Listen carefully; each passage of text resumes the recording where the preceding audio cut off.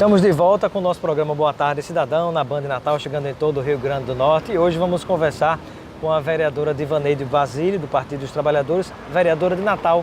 Bem-vinda ao Boa Tarde Cidadão, vereadora. Obrigada, muito prazer estar aqui, inclusive aqui próximo do mar. Estúdio a céu aberto aqui, né? O nosso Boa Tarde Cidadão, muito bem. E vamos falar, Divaneide, sobre um assunto importantíssimo que muita gente não entende o quanto é importante porque não participa das discussões, que é o plano diretor. Então, primeiramente, o que é um plano diretor e para que é que serve, de que maneira ele impacta na vida das pessoas? Muito importante essa questão, porque o plano diretor é justamente esse plano que vai dar as diretrizes de construção na nossa cidade, de organização da nossa cidade, de áreas de proteção, seja ela ambiental, social. Acho que é importante demais que a sociedade entenda a significância de discutir o plano diretor, o significado de discutir o plano diretor e como isso pode impactar nas nossas vidas, porque o que é decidido e que fica na lei vai sim interferir na nossa vida, no nosso cotidiano, e a gente precisa ter um plano diretor que sirva para a população, que dê conta dos anseios e das necessidades da nossa população. Pois é, quando a gente pensa em plano diretor, a gente pensa em impacto no trânsito, impacto na habitação, na forma de morar, de viver, de conviver, né? Espaços que têm que ser múltiplos, né? Que dê espaço para as pessoas caminharem, passearem, conviverem, espaço que dê para as pessoas trabalharem, montarem seus negócios, né? Então é muito importante porque diversas áreas da convivência da nossa sociedade passam pelo plano diretor. Isso, são muitas áreas realmente que passam por essa decisão do que está na lei, seja o tipo de construção que vai ser feita, como também como aquela comunidade vai estar preparada, a acessibilidade. A gente, por exemplo, está aqui na praia e a gente sabe como é difícil para as pessoas que são cadeirantes hoje utilizar a praia. E quando você tem uma cidade acessível, uma cidade que cumpra todas as normas, inclusive que cumpra o que a gente decide no plano diretor, é de fato uma cidade inclusiva e que o plano diretor, ao ser revisado, como nós estamos nesse processo agora, ele se atualize, mas de forma a seguir garantindo inclusão e não excluindo essas populações que muitas vezes nem foram incluídas ainda completamente. Pois é. Vereadora Divaneide, um outro tema importante que tem gerado muita polêmica é a situação de verticalizar ou não verticalizar a cidade, de aumento do gabarito de construção, de permissão em algumas áreas. Nós sabemos que existem diversos tipos de orla no Brasil inteiro. Tem aquelas orlas marítimas que ninguém vê o sol quando dá 3 horas da tarde, uma parte daqui é exemplo disso, né? A gente está vendo aqui, são 3 e pouco da tarde. Tem outros tipos de orla que você tem diversos tipos de convivência, né? Então, qual é a sua visão a respeito dessa questão do gabarito, de construir prédios mais altos ou mais baixos, a utilização da orla marítima? Eu acho que a gente tem que garantir o debate sobre desenvolvimento sustentável na nossa cidade. A gente não pode pensar apenas no desenvolvimento com enfoque econômico.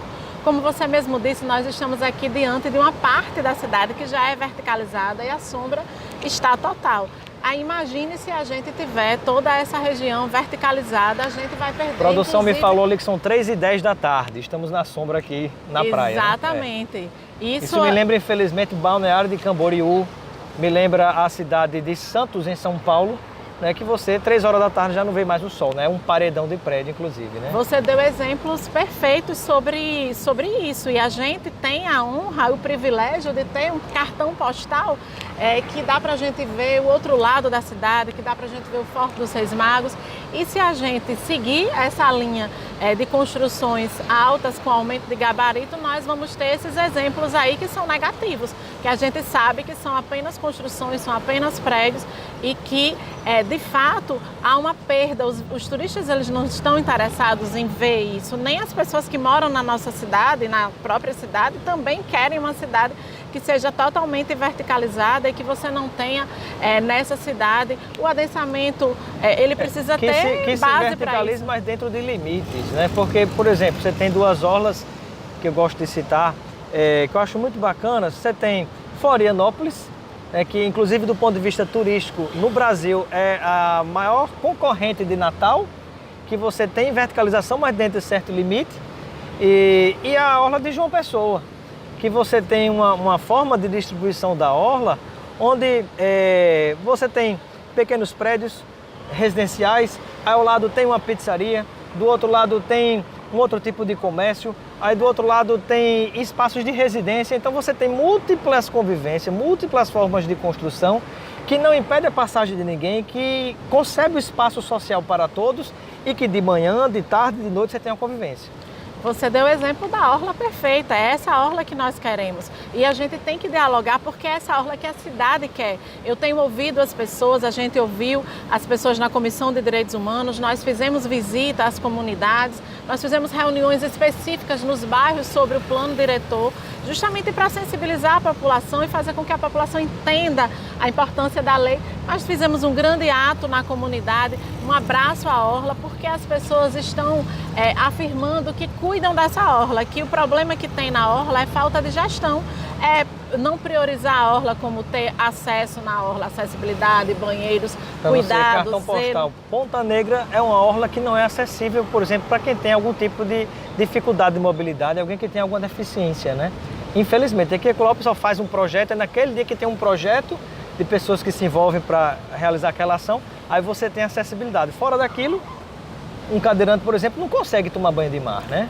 O praia inclusiva é uma luta, né? A gente até tem que fazer referência à SADEF e às pessoas que com luta garantem que o funcionamento daquele espaço, mas nós não queremos que seja uma exceção à acessibilidade, nós queremos que seja uma prática, nós queremos que toda a população tenha direito a viver essa orla, a prestigiar essa orla e a ter esse ar. E a gente sabe que quanto mais construções, menor a capacidade de circulação do ar. Isso, né? E reforçar bem a importância, sim, do incentivo à economia, de geração de emprego e renda com a construção civil, com o mercado imobiliário. Agora, tudo é uma questão de discutir e dialogar do como fazer, né? Para que realmente não se mate a galinha dos ovos de ouro, né? Que a gente possa realmente assegurar espaço de convivência para todo mundo, porque isso impacta até na segurança pública, né? Se você imagina, de ponta a ponta, um grande paredão, aí de noite o que é que vai existir de convivência ali? Nada, não é? Onde é que vão conviver as pessoas que não morarem naquela região?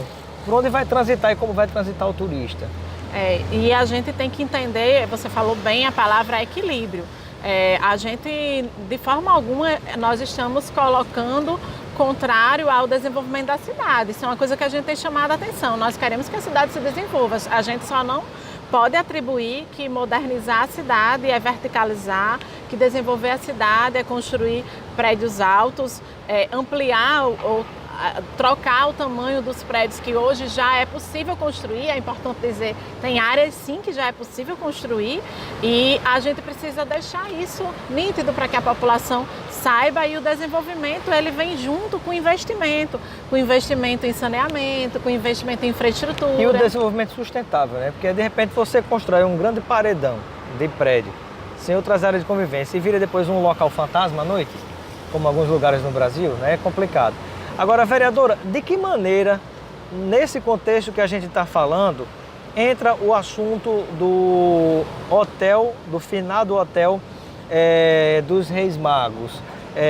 Muitos dizem, não, tem que derrubar logo, acaba com aquilo, porque não tem mais condição de recuperar, seria uma fortuna e a gente não tem condição financeira para isso, não valeria a pena. Outros defendem digamos assim, uma reutilização. Qual é a sua visão a respeito e como é que isso entra nessa discussão de plano diretor? Nós temos que entender também a importância de se preservar uma fachada, uma imagem que a cidade tem e que traz uma memória histórica. Obviamente, os empresários que tiveram, os possuidores do prédio, eles tiveram anistia para fazer o investimento. De fato, não tem lá o seu papel social, não cumpre sua função social, o prédio precisa cumprir essa função social. E todo mundo que defende o tombamento ou que defende que ele seja reestruturado, defende a partir de uma visão concreta, de possibilidades. Há muitas pessoas na arquitetura propondo a atualização disso e propondo que a gente dialogue sobre isso. E como se daria o financiamento disso? Porque me parece que, em sendo viável, se for o caso, não seria, digamos assim, financeiramente, seria de onde se captaria esse recurso, né? Eu acredito que a gente tem que entender que o debate ele pode se dar ouvindo a sociedade, ouvindo o poder público. Agora, a gente não pode, de forma imediata, achar que a derrubada é um caminho e a construção, porque ela está, infelizmente, associada. Hoje o debate que se faz na cidade, que o próprio prefeito fez ao fazer referência a que a minoria barulhenta acolhe o resultado da maioria, é como se já tivesse um acordo sobre vamos construir aqui nessa região, o Hotel Reis Magos não tem finalidade, e eu não tenho interesse em debater sobre isso, eu não tenho interesse no hotel, foram as palavras dele, e eu acho que a gente não pode simplesmente jogar a toalha em cima de um espaço que pode sim ser recuperado, e a gente pode inclusive ver que alternativas são essas possíveis de serem debatidas. Eu acho que eu não tenho nada a ver com isso, que é a resposta. E eu, como parlamentar, vou sim estudar junto com o Fórum de Direito às Cidades, com Conexão de Direitos, com a comunidade. Nós temos uma audiência no dia 11 de outubro, que se chamará Direitos Humanos e Plano Diretor lá na Câmara. Dia 18 teremos uma outra sessão popular na própria comunidade, justamente para encontrarmos alternativas. Esse assunto, né? Muito bem.